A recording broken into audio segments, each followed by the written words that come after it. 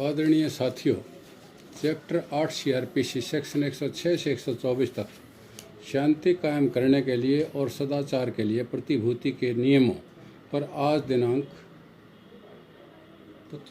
25 मई 2020 को हम चर्चा करेंगे। इससे पहले हम चैप्टर 7 पूरे कर चुके हैं, 7A सेक्शन 105L तक। आज हम सेक्शन 106 से 124 तक जो उपबंध या जो नियम दिए गए हैं उनके ऊपर चर्चा करेंगे। मुझे आशा ही नहीं विश्वास है कि आप इस कुछ वीडियो को देखकर सुनकर यदि आपको अच्छा लगे तो लाइक भी करें और सब्सक्राइब भी करें। अब सेक्शन 106 पर आते हैं। सेक्शन 106 क्या कहता है?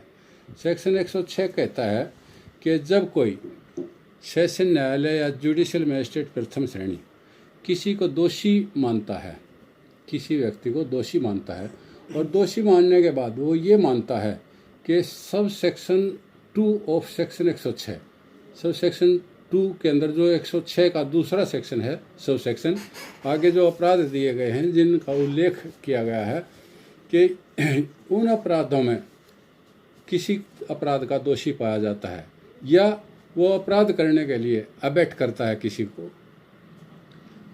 तब न्यायालय ये समझे कि शांति कायम रखने के लिए ये ज़रूरी है कि दोषी को 3 साल तक के लिए पाबंद किया जाए और उससे बॉन्ड लिया जाए, बंद पत्र लिया जाए। वो बंद पत्र जो है 2 रूप से हो सकता है, विद श्योरिटी और विदाउट श्योरिटी। अब सब सेक्शन 2 क्या कहता है कि ऑफेंसेस रेफर्ड टू इन सब सेक्शन 1 आर। सब सेक्शन 2 में दिए गए ऑफेंसेस कौन कौन से हैं? नंबर 1 ए में क्या कहा है? Any offence punishable under chapter 8 of the Indian penal code other than an offence punishable under section 153A और सेक्शन 153B और सेक्शन 154 देयर ऑफ। इस सेक्शन के अंदर चैप्टर 8 में जो सेक्शंस दिए हैं उनसे अन्य यानी वर्तमान के जो सेक्शन है 153A। 153A क्या है? Promoting enmity between 2 groups, Hindu मुसलमान का ग्रुप है या 2 जातियों का ग्रुप है तो एक दूसरे को उकसाना, किसी धार्मिक भावना का फैलाना, उनको इस तरह की बात करना कि 2 गुटों का आपस में झगड़ा हो जाए, इस तरह की बात का फैलाना जो है वो सेक्शन 153A है।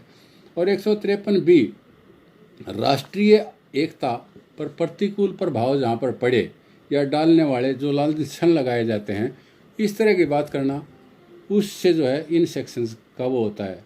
और section 154 there of any offence which consist of or includes assault using criminal force or committing mischief. आपने इस सब सेक्शन बी के अंदर देखा है कि एनी ऑफेंस कोई भी जुर्म, कौन सा? विच कंसिस्ट ऑफ और इंक्लूड्स, क्या इंक्लूड करता है? असॉल्ट। असॉल्ट की परिभाषा दी है सेक्शन 350 में। सेक्शन 350 आईपीसी में असॉल्ट की परिभाषा दी है कि जब कोई आदमी मारपीट करता है, असॉल्ट के माने मारपीट से तात्पर्य है, तो 350 के अंदर उसमें बताया गया है। और using criminal force, criminal force के माने मतलब 356 आईपीसी की बात करते हैं और 356 में इस बात का जिक्र आया है कि क्रिमिनल फोर्स के यूज़ का तो आपराधिक बल का प्रयोग करना या रिष्टी शब्द है। रिष्टी के माने कमिटिंग मिसचीफ। मिसचीफ जो है it is also defined in section 425 IPC. तो मिसचीफ है, असॉल्ट है, क्रिमिनल फोर्स है। जैसे एक आदमी चोरी करने के लिए गया और वहाँ पर मार पिटाई कर दी, तो ये जो है 356 क्रिमिनल फोर्स के यूज ऑफ क्रिमिनल फोर्स के अंदर आता है। तो इसके बाद अगला है सी कि क्रिमिनल इंटिमिडेशन। क्रिमिनल इंटिमिडेशन शब्द तो आ गया, इसको याद रखने के लिए सेक्शन के लिए मैं आपको बताना चाहूँगा कि ये सेक्शन है 506 आईपीसी। 506 आईपीसी जिसके अंदर कहा गया है कि आपराधिक डांट डपट का कोई अपराध, वो अपराध जिस डांट डपट के द्वारा कि तेरे को जान से मार दूंगा, तेरा ये कर दूंगा, वो कर दूंगा अगर तूने ऐसा किया, गवाही दी, या मतलब तो इस तरीके से आपराधिक डांट टपट का जो अपराध है वो 506 में आता है। और डी के अंदर कहा गया है कि any other offence which caused or was intended or known to be likely to cause a breach of the peace, कोई अन्य अपराध जिससे शांति भंग हुई है या जिससे शांति भंग होना आशित है, संभावना है, संभावित है, या जिसके बारे में यह ज्ञात था कि इससे शांति भंग हो सकती है या होने की संभावना है, उन ऑफेंसेस की बात इस सेक्शन के अंदर की गई है। और अगला जो है सब सेक्शन 3 है, if the conviction is set aside on appeal or otherwise the bond so executed shall become void, यानी दोषी ने अपील कर दी और अपील के अंदर वो ऑर्डर अपास हो जाता है जो नीचे पास किया गया था, तो वो बंद पत्र जो निष्पादित किया गया था वो वाइड हो जाएगा, शून्य हो जाएगा। चौथा कहता है कि order under this section may also be made by an appellate court or by a court when exercising its powers of revision, यानी कोई भी न्यायालय जिसमें इस धारा के अधीन आदेश न्यायालय द्वारा या किसी न्यायालय द्वारा भी जब वह पुनर्निरीक्षण के माने रिवीजन में अपनी शक्तियों का प्रयोग कर रहा है तो ऑर्डर किया जा सकता है, यानी अपील में, रिवीजन में ये ऑर्डर किया जा सकता है। तो जो ऑर्डर वहाँ पर होगा तो वो नीचे वाला ऑर्डर जो है अपास हो जाएगा। अब 107 क्या कहता है, एक ये जो सेक्शन था इसमें बात थी सेशन जज की और जुडिशियल मजिस्ट्रेट फर्स्ट क्लास की। 106 के अंदर एग्जीक्यूटिव मजिस्ट्रेट शब्द नहीं आया था। अब 107 जो है उसमें एग्जीक्यूटिव मजिस्ट्रेट शब्द आता है। तो कहता है कि जब किसी कार्यकारी मजिस्ट्रेट को ये सूचना मिलती है कि फला व्यक्ति शांति भंग कर सकता है या लोक प्रशांति भंग करेगा, तो ऐसा कोई कार्य सदोष करेगा जिससे संभवतः शांति भंग हो सकती है या हो जाएगी, तो उसकी राय में कार्रवाई करने के लिए पर्याप्त आधार हैं, यानी दैट्स एग्जीक्यूटिव मजिस्ट्रेट है सफिशिएंट काज टू बिलीव कि वह सफिशिएंट ग्राउंड है फॉर प्रोसीडिंग, कार्रवाई करने के लिए, तो वो ऐसे व्यक्ति से इसके बाद उपबंधित रीति से अपेक्षा कर सकता है, यानी उसको कह सकता है कि वह कारण बताए कि क्यों ना उससे 1 साल का श्योरिटी बॉन्ड लिया जाए, कि वो इस तरह की सिक्योरिटी ली जाए कि वो इस तरह की कोई शांति भंग ना करेगा, और वो it can be with surety और विदाउट श्योरिटी आल्सो। तो ये एग्जीक्यूटिव मजिस्ट्रेट वाली बात थी 107 में।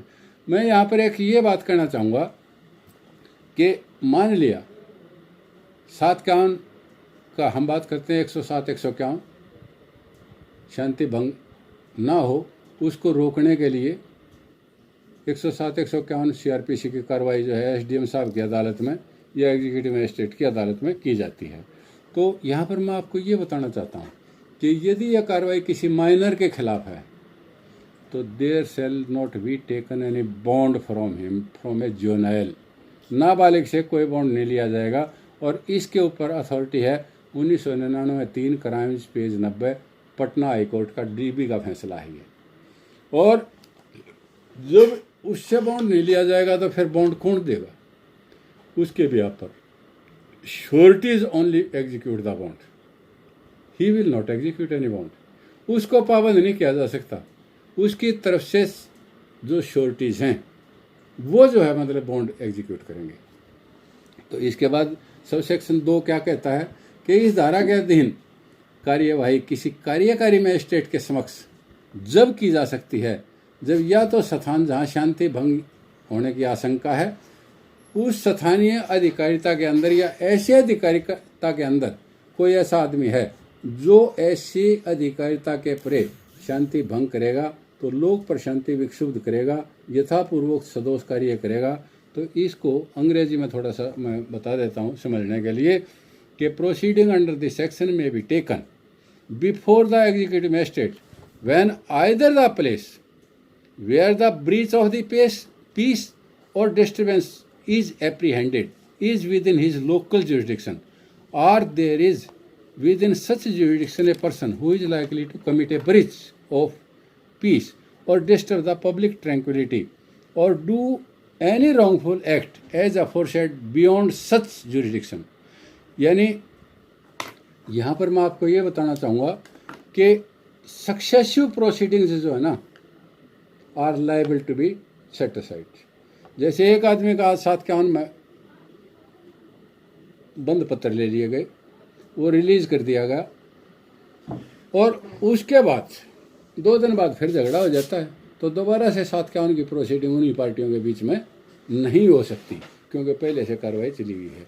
इसे कहते हैं सक्सेसिव प्रोसीडिंग्स.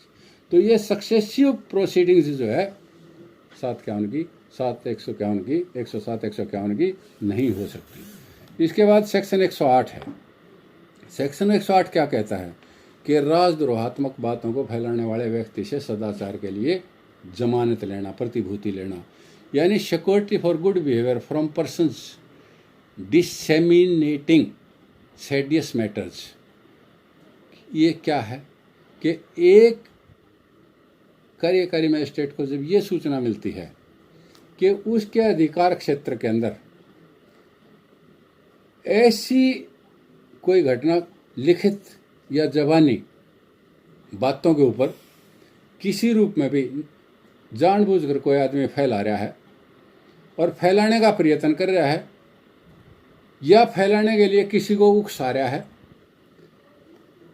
या कोई ऐसी बात जिसका प्रकाशन भारतीय दंड संहिता की धारा 124, 153 क, 153 ख और 295 क के अधीन दंडनीय है.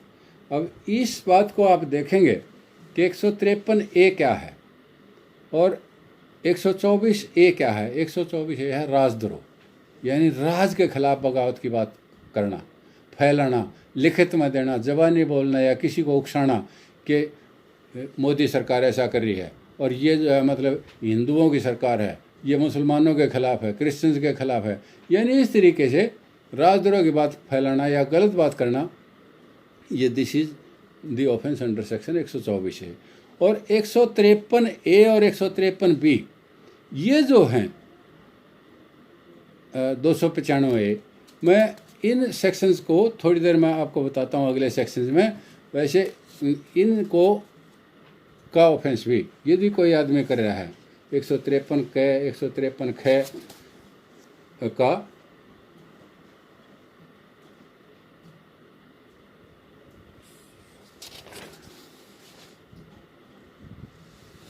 तो वो भी दोषी है और उसके लिए भी सिक्योरिटी ली जा सकती है.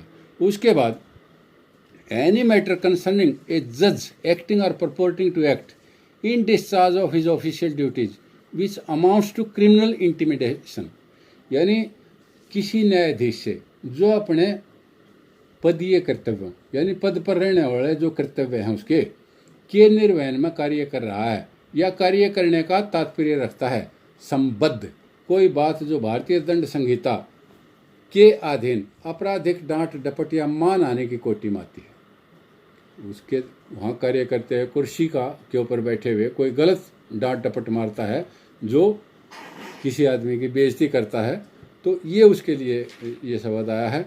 और उसके बाद है makes, produces, publishes or keeps for sale, imports, exports, conveys, sells, lets to hire, distributes publicly, exhibits or any other manner puts into circulation any obscene matter such as is referred to in section 292.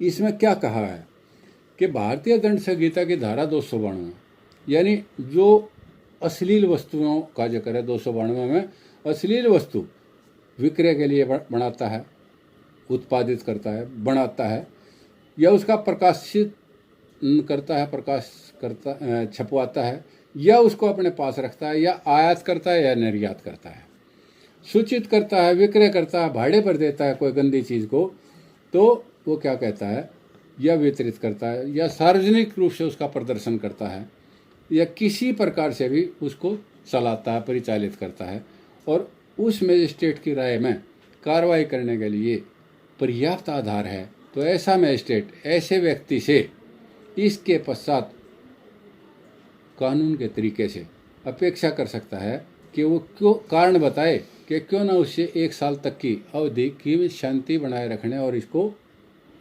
अनुसार काम करने के लिए bond लिया जाए। वह magistrate ठीक समझे तो सदाचार के लिए प्रतिभूति ले सकता है। और प्रतिभूति जो है वही बात है, बिना निष्पादित किए उसको छोड़ा नहीं जाएगा। अब सब सेक्शन 2 क्या कहता है इसका कि प्रेस पुस्तक रजिस्ट्रेशन ये कानून है, मतलब एक एक्ट है, मतलब आपने सुना होगा press and registration of books act. तो प्रेस और पुस्तक रजिस्ट्रेशन एक्ट में दिए गए नियमों के अनुसार रजिस्ट्रीकृत और उसके अनुरूप संपादित, मुद्रित, प्रकाशित किसी प्रकाशन में किसी बात के बारे में कोई कार्रवाई ऐसे प्रकाशन के संपादक, यानी जैसे एक आदमी अखबार पब्लिश करता है तो अखबार का जो संपादक है उस संपादक के, जो उसका ओनर है उस ओनर के, मुद्रक छापने वाले या प्रकाशक के विरुद्ध राज्य सरकार के या राज्य सरकार द्वारा इस निमित्त सशक्त किए गए किसी अधिकारी के आदेश से या उसके प्राधिकार के अधीन ही कार्रवाई की जाएगी, अन्यथा नहीं। यानी जब तक सरकार से उसकी परमिशन नहीं ले ली जाए या सरकार का वो अधिकारी जिसको इसके लिए अधिकृत किया गया है वो ना कह ले, इनके खिलाफ कार्रवाई नहीं हो सकती। अब सेक्शन 109 है। सेक्शन 109 में ज़्यादा मैं बात ना करते हुए आपको बहुत छोटी सी 2 शब्द याद कराने की कोशिश करूँगा। आप 2 शब्दों को याद करने की कोशिश करो। एक शब्द है बदमाश, जिसकी अंग्रेजी होती है रग्स, ROGUES, रग्स। एंड वेगाबाउंड्स, वेगाबाउंड के माने होता है आवारा और घुमक्कड़। 109 प्राय कब बनता है कि 2 व्यक्ति किसी ऐसे स्थान पर कोई गलत काम करने के लिए अपने आप को छुपा रहे हैं, अपनी उपस्थिति को छुपा रहे हैं। एक लड़का है, एक लड़की है, झाड़ियों में बैठे हैं। दूसरा आकर के पूछता है, पुलिस आकर के पूछती है यहाँ क्यों बैठे हो। वो निस्संदेह वहाँ पर कोई गलत काम करने के लिए अच्छे बैठे थे, अंधेरे की बाट देख रहे थे और कोई बाट देख रहे थे या कुछ करना था उन्होंने।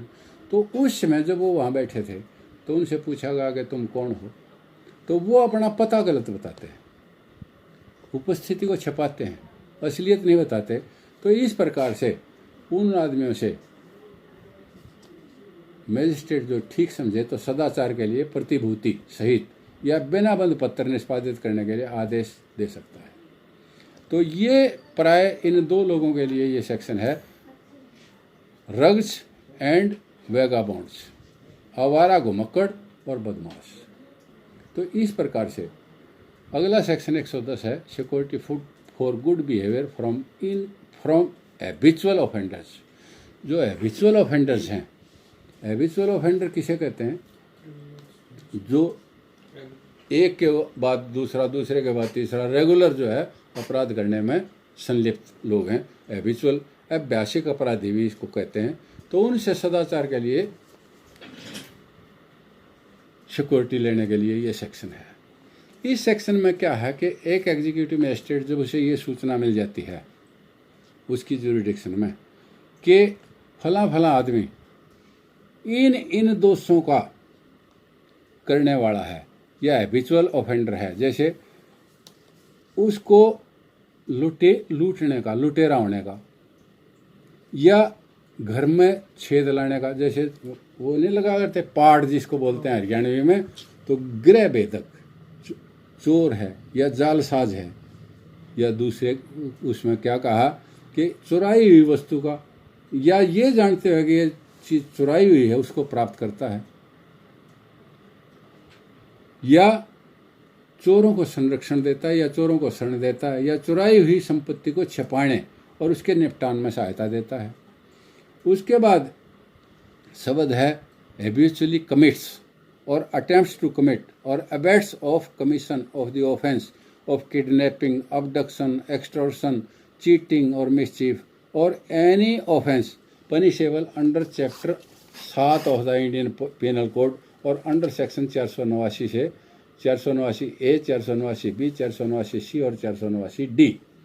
तो इसके तहत जो है वो कार्रवाई करता है, यानी उस आदमी के अंदर ये दोष हैं।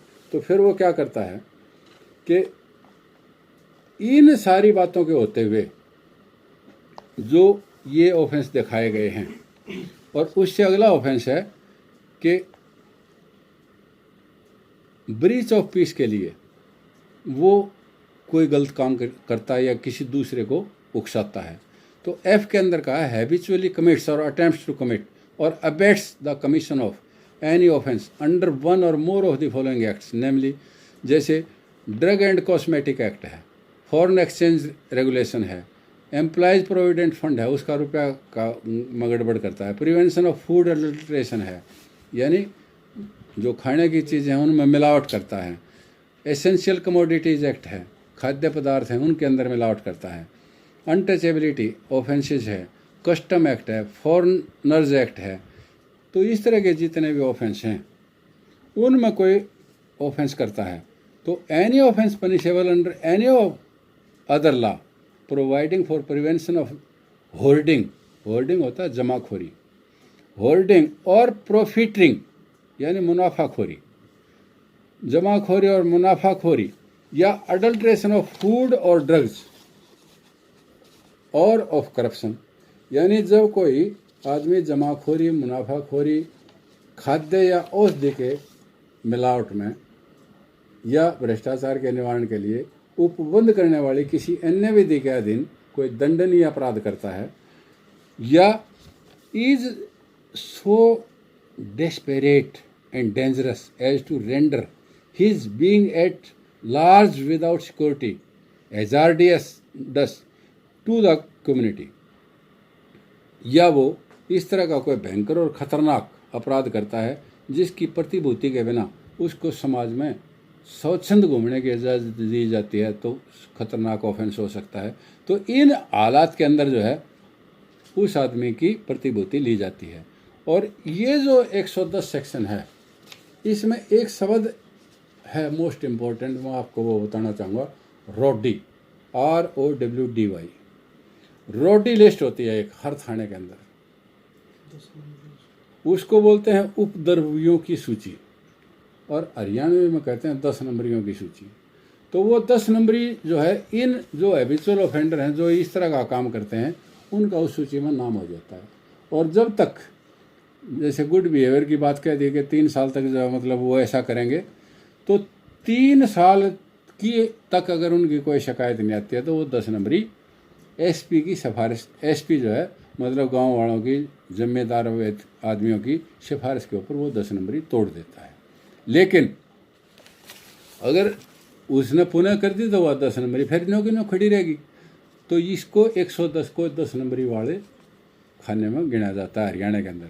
सच magistrate may in the manner hereinafter provided require such person to show cause why he should not be ordered to execute a bond with sureties for his good behavior for such period not exceeding 3 years, यानी 3 साल से ज़्यादा का बंद पत्र नहीं ले सकता। इस सेक्शन से पहले जो जितने सेक्शन आए उनमें 1 साल तक की बात आई, इसमें 3 साल तक की बात आई है, तो इसलिए 3 साल तक का वो बंद पत्र लेने का ऑर्डर कर सकता है। ऑर्डर टू बी मेड, आदेश का दिया जाना। आदेश कैसे दिया जाएगा? अब 4 सेक्शन हम इससे पहले पढ़ चुके हैं, सेक्शन 107, 108, 109 और 110। इसके अधीन कार्यरत कोई भी मैजिस्ट्रेट ये जब ये समझता है कि किसी व्यक्ति से इस धारा के अधीन शो काज नोटिस दिया जाए और मैजिस्ट्रेट को जो सूचना प्राप्त हुई है उसका सार जो है उसको दिया जाएगा, बताया जाएगा, बंद पत्र की रकम बताई जाएगी कि इतने रुपए का बॉन्ड भर और ये तेरे खिलाफ ऑफेंस है या ये तेरे खिलाफ चार्ज है, और उस अवधि के लिए वो लागू रहेगा जब तक प्रतिभूतियों की यदि कोई है तो उसकी अपेक्षित संख्या, जैसे मान लिया 2 जमानती मांग लिए तो वो दोनों जमानती स्वरूप और वर्ग बताते हुए लिखित आदेश ये देगा कि इस तरीके से आप इसी इतने रुपए की जमानत देंगे। तो जब 111 के अंदर ये नोटिस दे दिया गया, शोकाज नोटिस, 112 क्या कहता है कि जब आदमी कोर्ट में हाजिर है तो ये उसको पढ़ करके सुनाया जाएगा और उसके दस्तखत कराए जाएंगे कि तेरे खिलाफ ये चार्ज है भाई। तो 113 क्या कहता है कि आदमी हाजिर नहीं है। एक सेक्शन आपको अभी आज नहीं पढ़ने को मिलेगा, सेक्शन 107 के साथ 150 लगाते हैं कई बार। 150 क्या होता है, 107 151 तो उनके ऊपर लगता है जिन आदमियों ने हो हल्ला किया, शरारत की, शोर किया, मतलब पुलिस ऑफिसर की हाजिरी में, तो उनको अरेस्ट करके अदालत में पेश कर दिया गया। एक आदमी वो है 150 में जो उस समय मौके पर अरेस्ट नहीं हो सका, तो उस आदमी की बाबत जो है ये यहाँ पर मैं ये कहना चाहता हूँ 113 सेक्शन लागू होता है। और सम्मन्स और warrant in case of person not so present, जब कोई आदमी वहाँ पर हाजिर नहीं है तो उसको वो दिया जाएगा सम्मन या वारंट। जिस अधिकारी की अभिरक्षा में फिर वो आता है उस अधिकारी को उस न्यायालय के सामने लाने का निर्देश देते हुए वारंट जारी करेगा। तो परंतु जब कभी ऐसे मजिस्ट्रेट को पुलिस अधिकारी की रिपोर्ट या अन्य सूचना पर जब ये प्रतीत होता है कि शांति भंग होने के डर के कारण और ऐसे व्यक्ति की तुरंत गिरफ्तारी के बिना ऐसी शांति भंग करने का निवारण नहीं किया जा सकता, यानी उसको अरेस्ट किए बिना शांति भंग होगी ही होगी, तो उस सूरत में मजिस्ट्रेट उसकी गिरफ्तारी के लिए किसी भी समय वारंट जारी कर सकता है। ये सेक्शन 113 कहता है। और 114 में क्या कहा कि copy of order to accompany summons or warrant, सम्मन और वारंट जो भेजा जाएगा उसके साथ सेक्शन 111 में जो नोटिस बताया तैयार किया जाएगा शोकाज, वो उसके साथ में जाएगा। ये नहीं है कि सम्मन गया और वो नोटिस साथ में ना जाए, सम्मन जाएगा या वारंट जाएगा, तो 111 का वो भी उसके साथ जाएगा। 114 क्या कहता है, copy of the order to company summons or warrant, इसको हमने अभी चर्चा की। 115 क्या कहता है, power to dispense with personal attendance. जब ये शोकाज नोटिस दिया, सम्मन या वारंट भेजा, उस आदमी को पेश करने के लिए आई बात, तो ये ज़रूरी नहीं है कि वो आदमी स्वयं पेश हो। His presence can be dispensed with, उसकी हाजिरी माफ़ भी की जा सकती है और प्लीडर के मार्फत, वकील के मार्फत हाजिर होने के लिए उसको मजिस्ट्रेट अनुज्ञा दे सकता है, इजाज़त दे सकता है। ये सेक्शन 115 कहता है। अब सेक्शन 116 है, inquiry as to truth of information. ये बहुत इंपॉर्टेंट सेक्शन है क्योंकि सेक्शन 107 से 115 तक की जो सारी कार्रवाई हमने पढ़ी, उन सारी को ध्यान में रखते हुए अब हम सेक्शन 116 को पढ़ेंगे।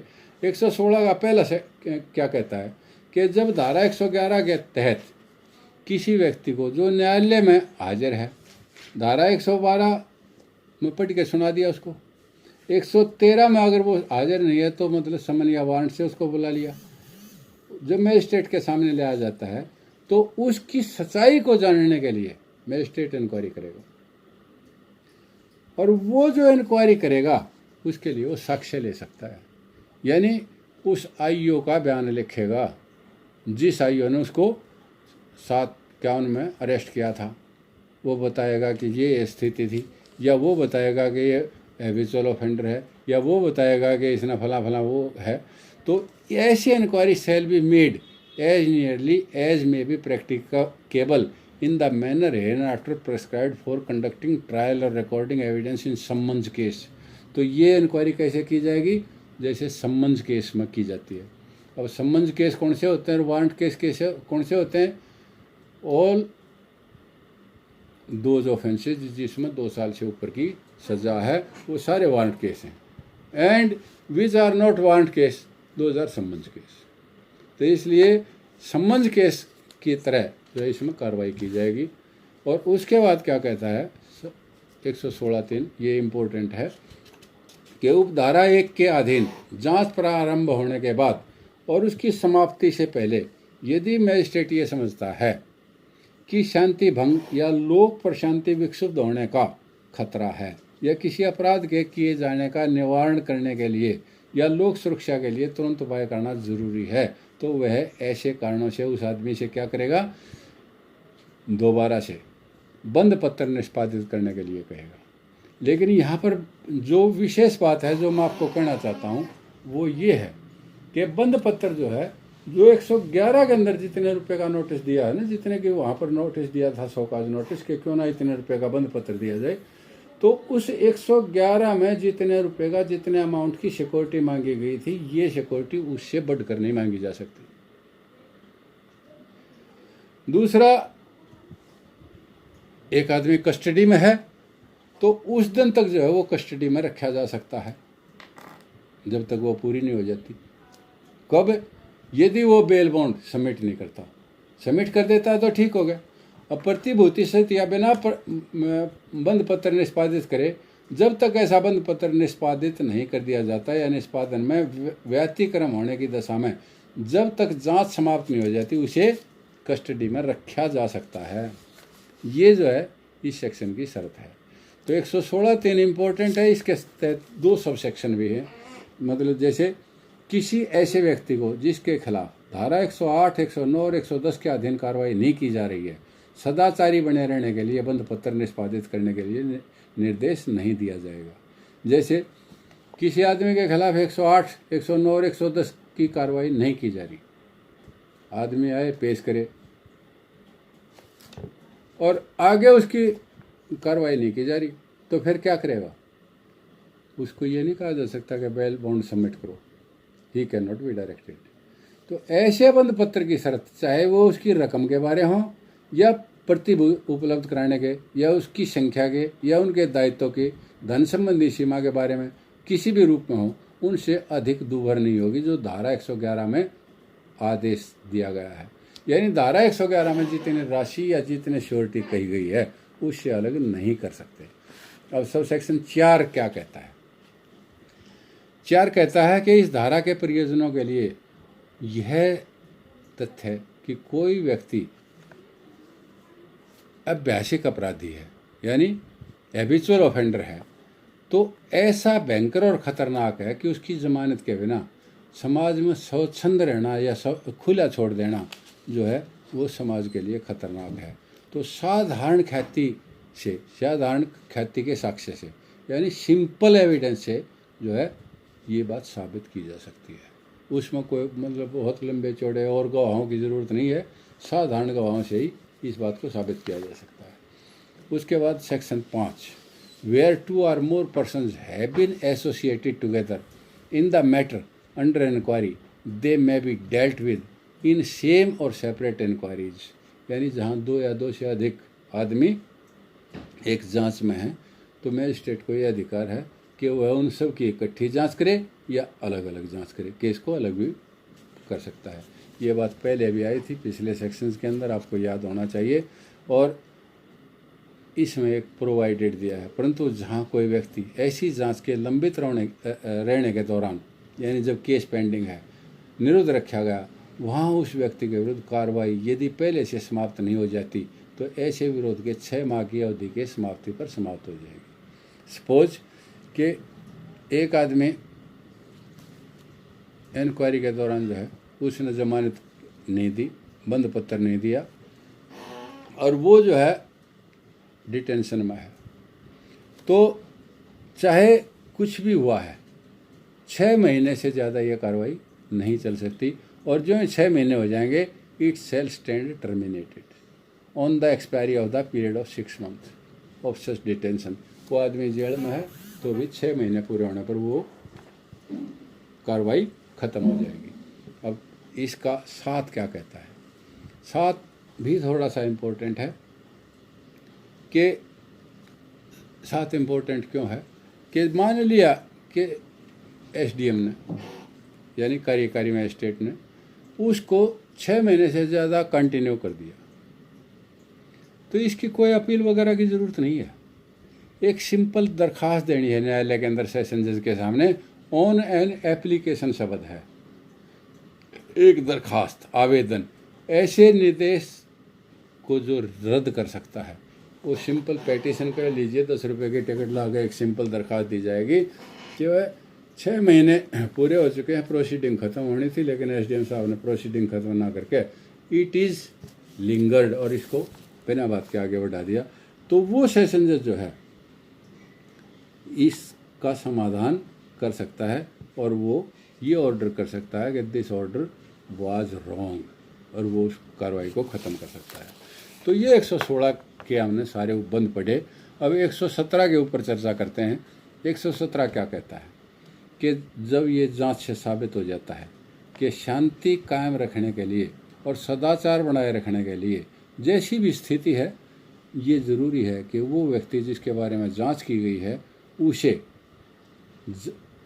बेल बॉन्ड लिया जाए और वो विद श्योरिटी या विदाउट श्योरिटी का ऑर्डर जो है मैजिस्ट्रेट कर सकता है। परंतु प्रोवाइडेड के माने परंतु क्या कि किसी व्यक्ति को उस प्रकार से भिन्न प्रकार की या उस रकम से अधिक रकम की या उस अवधि से लंबी अवधि हेतु प्रतिभूति यानी सिक्योरिटी देने के लिए आदेशित नहीं किया जा सकता, जो धारा 111 में कहा गया था। यहाँ पर ये ध्यान रखने की बात है कि धारा 111 के अंदर जितने रुपए की सिक्योरिटी मांगी थी या जो जमानती मांगे थे, उससे एक्सीड ना तो टाइम की मांगी जा सकती और ना ही पैसे की मांगी जा सकती। और ख कहता है कि प्रत्येक बंद पत्र में रकम मामले की परिस्थितियों का सम्यक ध्यान रखकर नियत की जाएगी और अत्यधिक नहीं होगी, यानी वो उससे एक्सीड नहीं करेगी, एक्सेसिव नहीं होगी। जो जमानत की राशि है that should not be excessive, उससे ज़्यादा नहीं होना चाहिए। When the person in respect of whom the inquiry is made is minor, जो मैंने आपको माइनर की बात कही थी, the bond shall be executed only by the sureties. शुरू में ही 106(7) की बात जब हम कर रहे थे तो उसमें मैंने आपको बताया था कि जुवेनाइल के खिलाफ जो है अगर कोई इंक्वायरी लंबित है तो उससे जो है बॉन्ड नहीं भरवाया जाएगा, केवल उसकी श्योरिटीज ही बॉन्ड भरेंगी। तो ये बात कई बार आएगी कि ये बात कहाँ लिख रखी है, तो इसलिए आपने सेक्शन 117 को याद रखना है और ये अनिवार्य है। तो उसके बाद सेक्शन 118 क्या कहता है?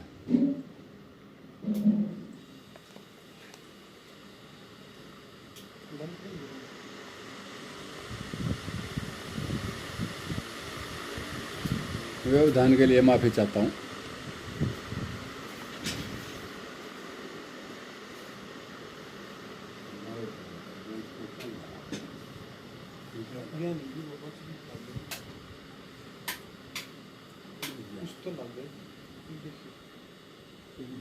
चलो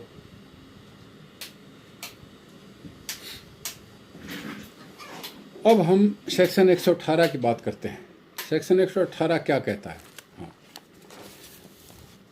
if on an inquiry under section 116 it is not proved that it is necessary for keeping the peace or maintaining good behavior, as the case may be, that the person in respect of whom the inquiry is made should execute a bond, the magistrate shall make an entry on the record to that effect, and if such person is in custody only for purpose of inquiry, shall release him, or if such person is not in custody, shall discharge him।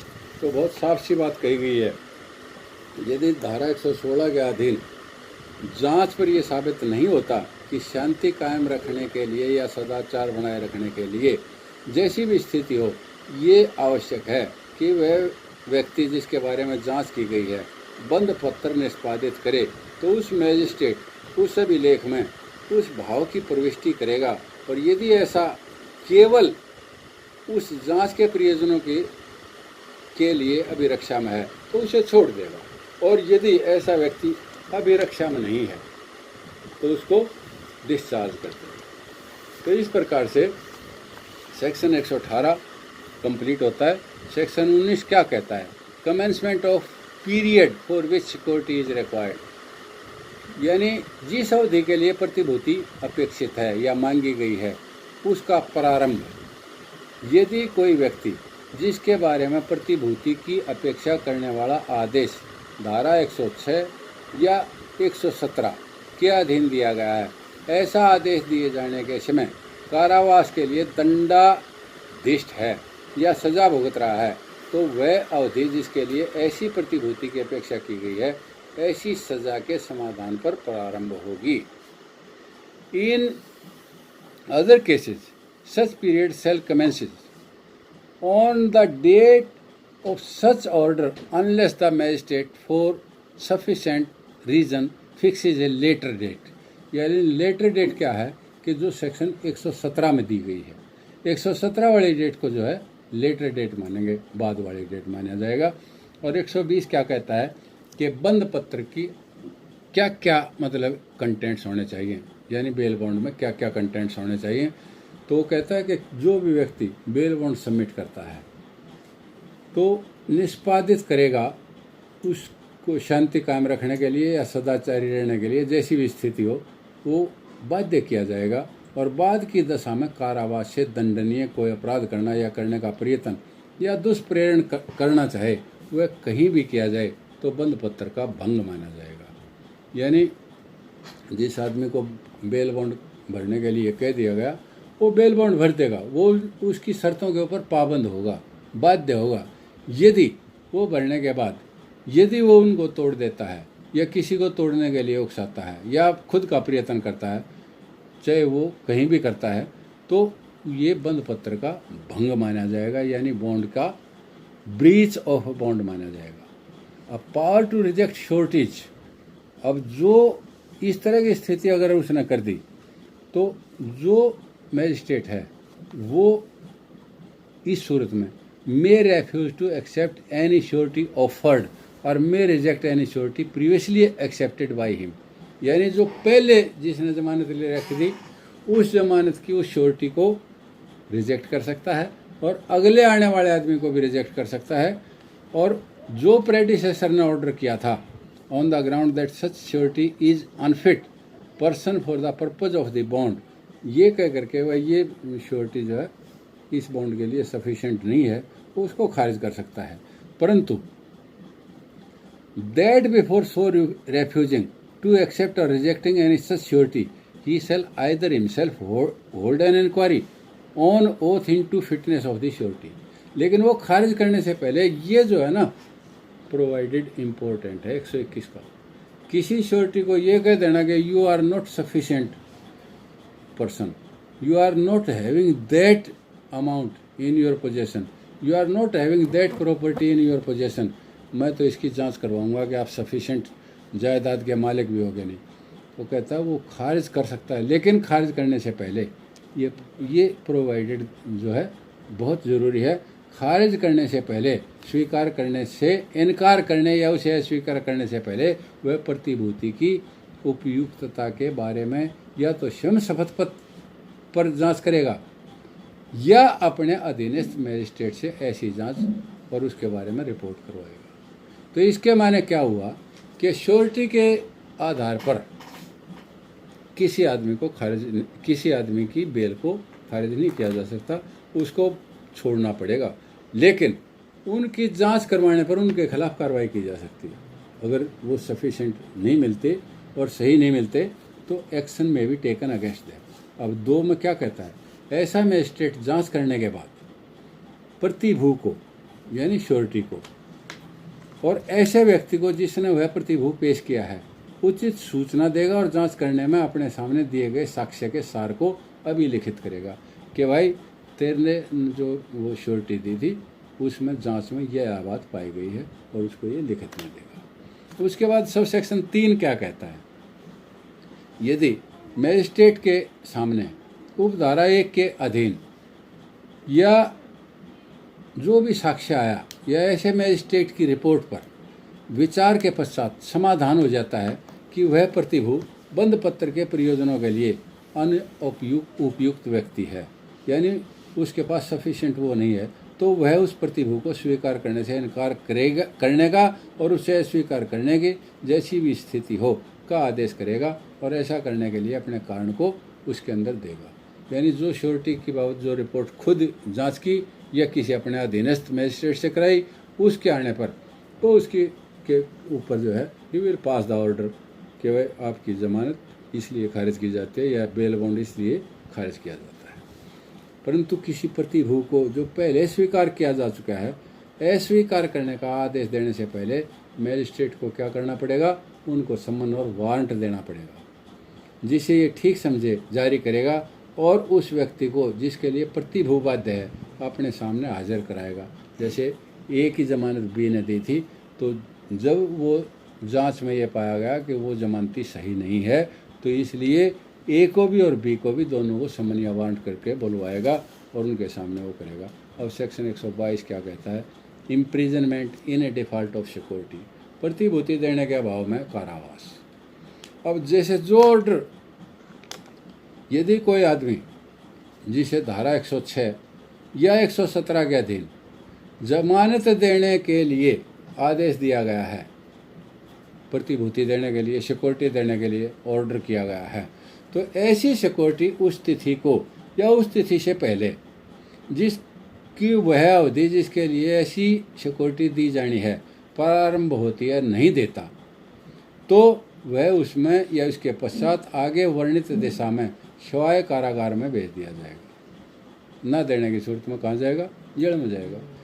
अथवा यदि वह पहले से ही कारागार में है, यानी एक आदमी ने पहले भी नहीं दी, ही इज इन जेल, कह दिया कि चलो परसों तक आप बेल बॉन्ड दे दियो, वो परसों तक भी नहीं दिए गए, तो वो पहले से ही कारागार में है, तो वह कारागार में तब तक रखा जाएगा जब तक ऐसी अवधि समाप्त ना हो जाए या जब तक ऐसी अवधि के भीतर उस न्यायालय मैजिस्ट्रेट को प्रतिभूति ना दे दी जाए, यानी जब तक न्यायालय में वो सिक्योरिटी बॉन्ड सबमिट ना कर दिए जाए, इतने तक वो वहीं पर रहेगा। अब इसकी का सब सेक्शन 2 है, यदि किसी आदमी द्वारा 117 के अधीन मैजिस्ट्रेट के आदेश के अनुसरण में शांति बनाए रखने के लिए निष्पादित कर दिए जाने के पश्चात उसके बारे में ऐसे मैजिस्ट्रेट या उसके पद उत्तरवर्ती का समाधानप्रद रूप में ये साबित कर दिया जाता है कि उसने बंद पत्र को भंग किया है, यानी एक मैजिस्ट्रेट के सामने या उसका सक्सेसर के सामने दिए गए जो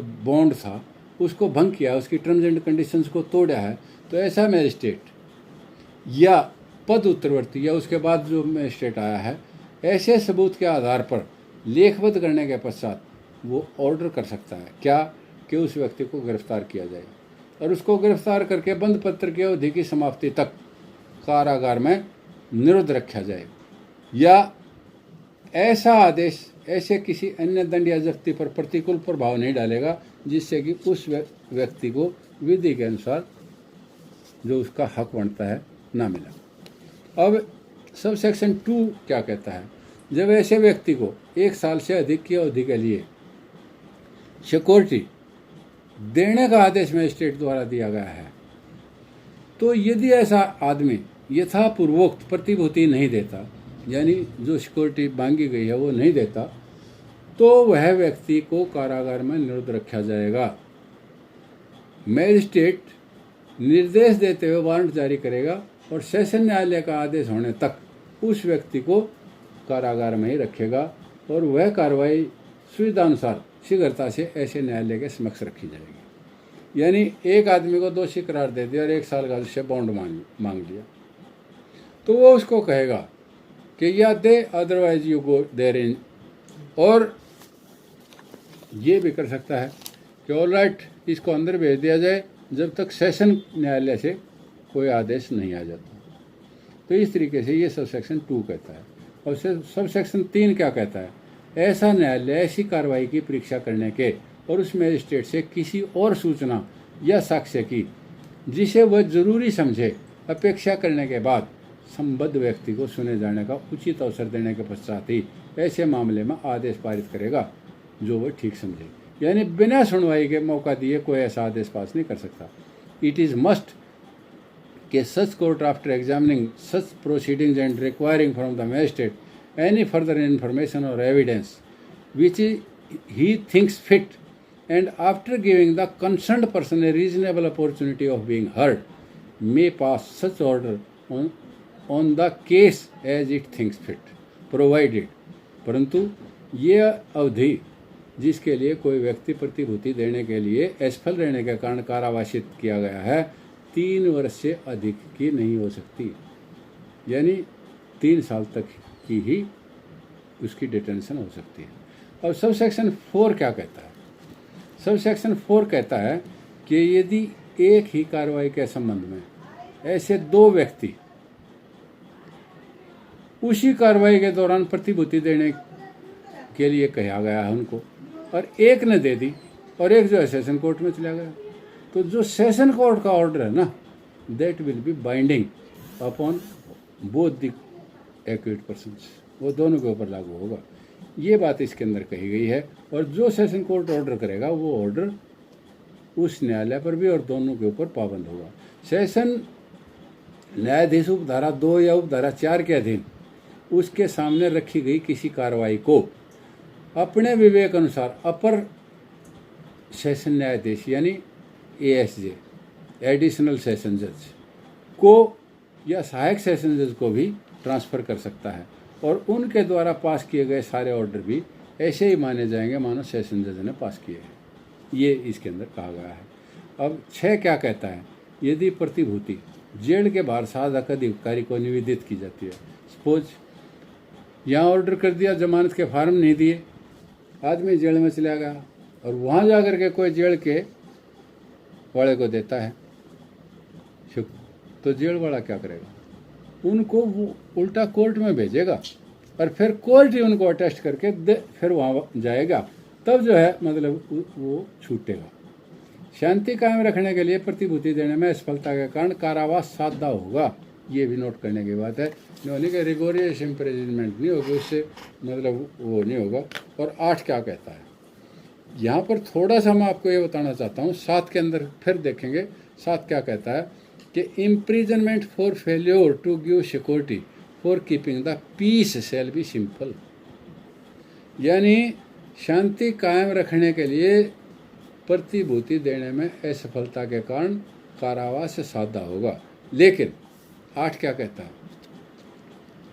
imprisonment for failure to give security for good behaviour, वहाँ पर तो थी फॉर कीपिंग पीस, शांति रखने के लिए। 7 में 8 मंत्र समझने की कोशिश करें, यहाँ पर है for good behaviour shall where the proceedings have been taken under section 108 be simple and where the proceedings have been taken under section 109 और 110 be rigorous or simple as the court or the magistrate in each case directs. यदि 108 के अंदर उसको दोषी मानते हुए jail भेजा गया है तो साधारण जेल होगी, और यदि 109 और 110 के अंदर भेजा गया है तो ये कोर्ट के ऊपर निर्भर करेगा कि वो कठोर होगी या सादा होगी, जैसा कि मैजिस्ट्रेट ऑर्डर करेगा उस ऑर्डर के मुताबिक जो है उसने काटनी पड़ेगी। अब 123 क्या कहता है? Power to release persons imprisonment for failing to give security, प्रतिभूति देने की असफलता के कारण जेल में जो भेजे गए व्यक्ति हैं उनको छोड़ने की शक्ति जब कभी धारा 117 के अधीन किसी कार्यकारी मजिस्ट्रेट द्वारा पारित किसी आदेश के मामले में जिला मजिस्ट्रेट या अन्य किसी मामले में मुख्य न्यायिक मजिस्ट्रेट की ये राय है कि कोई व्यक्ति जो इस अध्याय के अधीन जमानत देने में असफल रहने के कारण जेल में है, समाज या किसी अन्य व्यक्ति को खतरे में डाले बिना छोड़ा जा सकता है, तो वो ऐसे व्यक्ति को उन्मोचित किए जाने का आदेश दे सकता है। ही कैन बी रिलीज्ड और डिस्चार्ज्ड। जब ये हो जाए कि वह वो छोड़े जाने से समाज में कोई खतरा नहीं है। तो दूसरा क्या कहता है? Whenever any person has been imprisonment for failing to give security under this chapter the high court or the court of session. तो पहले में तो मजिस्ट्रेट और एग्जीक्यूटिव मजिस्ट्रेट और चीफ जुडिशियल मजिस्ट्रेट की बात आई, इसमें किसकी बात आई? सेशन कोर्ट और हाई कोर्ट की बात आई। was made by any other court, the district magistrate in the case of an order passed by an executive magistrate under section 117 or the chief judicial magistrate in any other case may make an order reducing the amount of security or number of sureties or the time for which security has been required। यानी honourable high court और session जज यानी magistrate के द्वारा या JMIC के द्वारा मांगी गई वांछित राशि और पीरियड उसको कम कर सकते हैं। ये इसके अंदर कही गई। अब जो है अगला इसका सब सेक्शन 3 है। कि an order under sub section 1 may direct the discharge of such person either without conditions or upon any condition which such person accepts. यानी इस धारा के तहत उस आदमी को सब सेक्शन 1 में जो शर्त थी जो लगाई गई है, वो शर्त लगाए बिना भी लगाई गई शर्त उस अवधि के समाप्ति पर चालू नहीं रहेगी, जिसके लिए ऐसे व्यक्ति को प्रतिभूति देने का आदेश दिया गया था। ये कंडीशन जो है एक्सपायर हो जाएगी, provided that any condition imposed shall cease to be operative when the period for which such person was ordered to give security. मान लिया उसको 6 महीने तक की बात कही कि वह 6 महीने तक जो है नेक चलने का या 1 साल तक नेक चलने का, और आदमी ने अपील कर दी, वहाँ सेटे हो गया और मुकदमे का फैसला कब होता है? 3 साल में। तो वो 1 साल का टाइम तो वैसे ही चलेगा, तो इसलिए यहाँ पर दोबारा से उसको जमानत देने की ज़रूरत नहीं है, वो बॉन्ड भरने की ज़रूरत नहीं है 1 साल का, क्योंकि वो पीरियड चला गया है।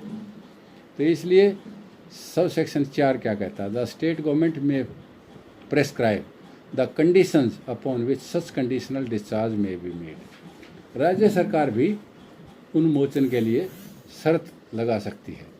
अब 5 में क्या कहता है?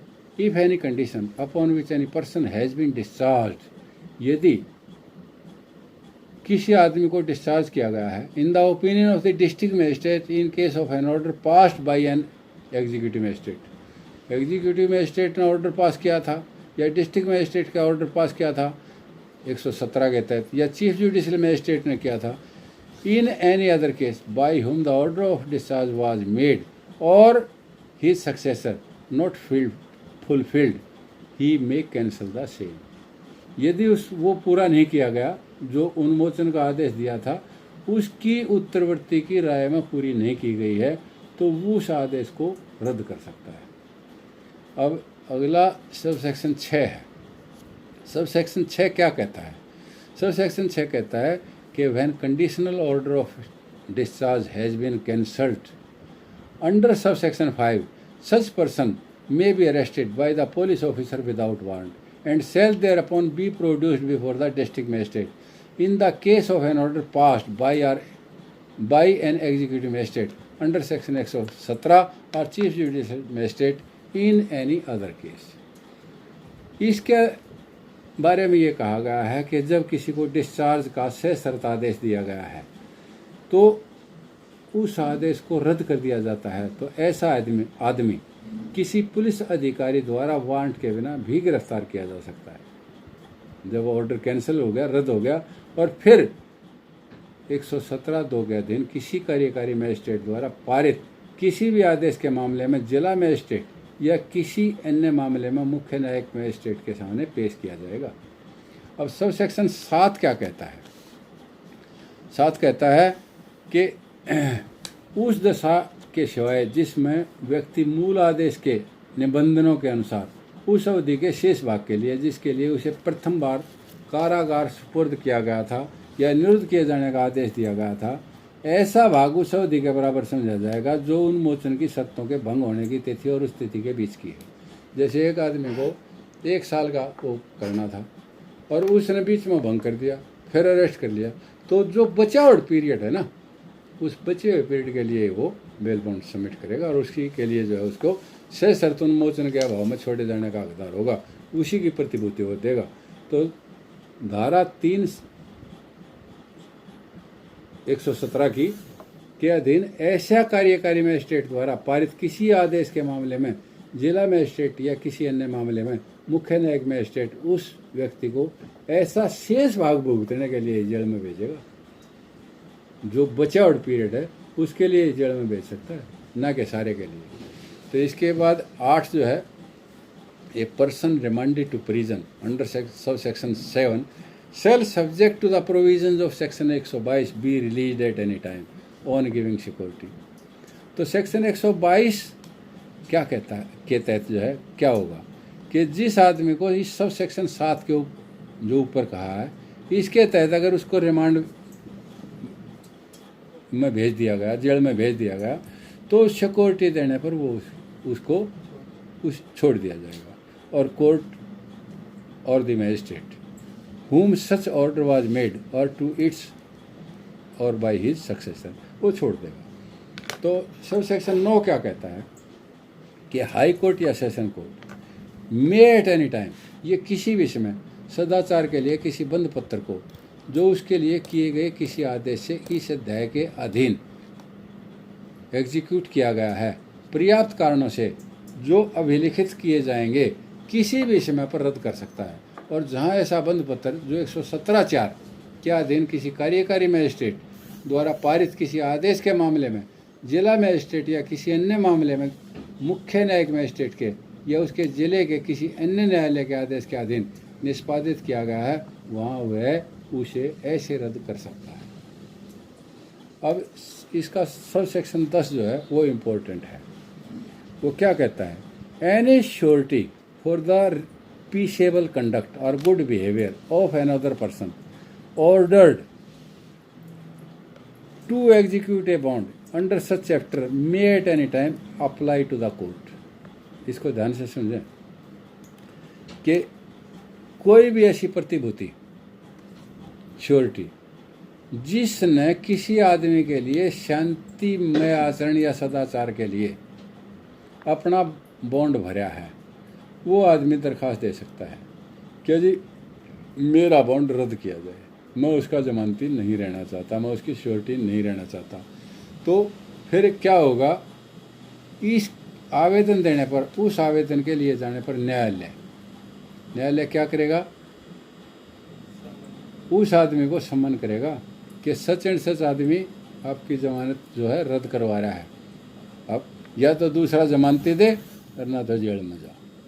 उसको बुलाएगा, प्रतिभू बाध्य है हाजिर हो और उसके समक्ष ले आ जाए, जो सम्मन या वारंट जिससे भी वो उचित समझेगा उससे ले आ जाएगा और फिर उसको उसके अनुसार ऑर्डर कर दिया जाएगा। अब 124 क्या कहता है, 124 कहता है कि जो बंद पत्र हैं उसकी बाकी बची अवधि के लिए प्रतिभूति। कैसे, जब कोई आदमी जिसकी हाजिरी के लिए धारा 121 की उपधारा 3 के अधीन या धारा 123 की उपधारा 10 के अधीन सम्मन या वारंट जारी किया गया है, मैजिस्ट्रेट या न्यायालय के सामने हाजिर होता है या लिया जाता है, तो वो मैजिस्ट्रेट या न्यायालय ऐसे व्यक्ति द्वारा निष्पादित बंद पत्र को रद्द कर देगा और उस व्यक्ति को ऐसे बंद पत्र की अवधि के शेष भाग के लिए उस भांति की जैसी मूल प्रतिभूति थी नई प्रतिभूति देने के लिए आदेश करेगा। और जैसे एक आदमी को किसी को 1 साल के लिए श्योरिटी मांगी थी और 6 महीने होने पर उस आदमी ने दरख्वास्त दे दी कि मैं इसका श्योरिटी नहीं रहना चाहता, तो शेष 6 माह की ली जाएगी, न कि उसको। तो ऐसा प्रत्येक आदेश धारा 120 से धारा 123 तक की धाराओं के, जिसमें दोनों धारा शामिल हैं, प्रयोजनों के लिए धारा 106 भी और 117 भी, क्योंकि 106 जुडिशल मजिस्ट्रेट्स का था और 117 जो है एग्जीक्यूटिव मजिस्ट्रेट वाला है, नोटिस वाला, जैसी भी स्थितियों के अधीन दिया गया आदेश से समझा जाएगा। तो इस प्रकार से हमारे आज सेक्शन 124 तक जो है हमने चर्चा की और मुझे आशा ही नहीं विश्वास है कि आप लोगों को अगर ये वीडियो अच्छी लगी तो आप इसे लाइक भी करें, शेयर भी करें। और कल हम सेक्शन 125 से 128 तक करेंगे जो काफ़ी इम्पोर्टेंट हैं, नित्य प्रति काम आते हैं। जय हिंद।